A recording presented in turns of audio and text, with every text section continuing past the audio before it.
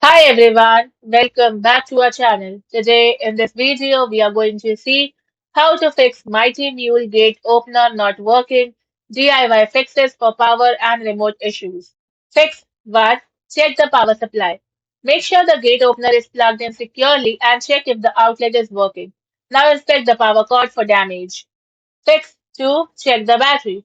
Open the control box and inspect the battery connections. Now recharge or replace the battery if needed.